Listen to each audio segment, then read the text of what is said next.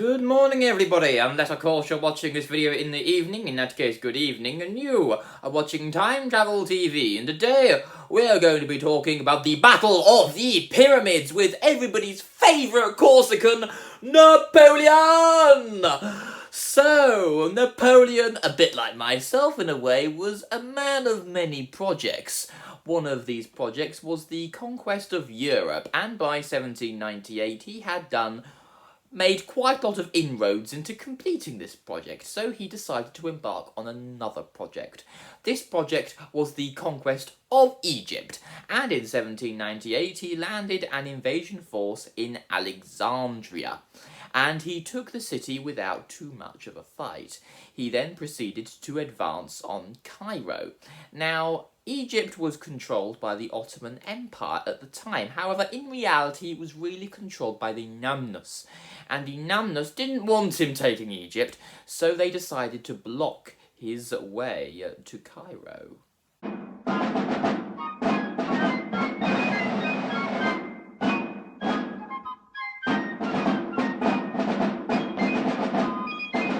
Now, before we go any further, I'd like to say here and now, I hate the music in that film. So, continuing, the Mamluks had situated their forces on both sides of the River Nile. 75,000 of their infantry was on the east side and 25,000 of their cavalry on the west side. Now, Napoleon was on the west side, and because the river was too wide to cross, the infantry, the 75,000 members of the infantry, would not take any part in the battle.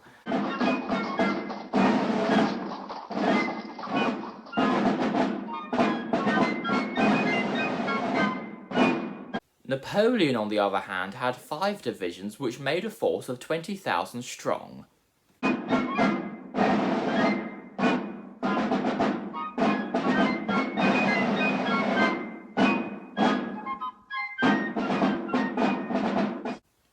When Napoleon met the Mamluk forces, the leader of the Mamluks, Murad, ordered his cavalry to attack.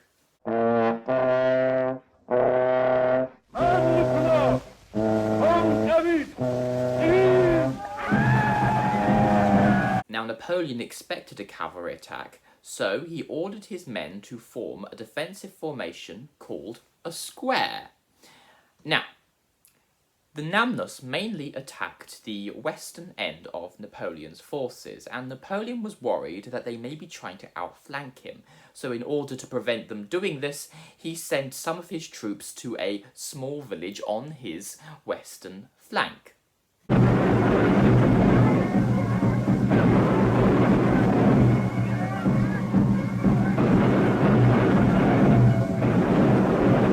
Mamluk cavalry kept on trying, but they could not break the French ranks.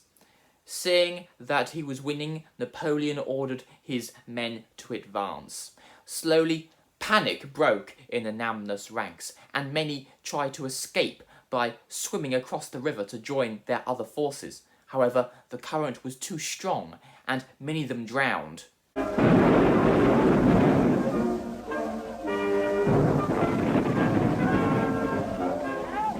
This was the beginning of the end of Mamluk rule in Egypt.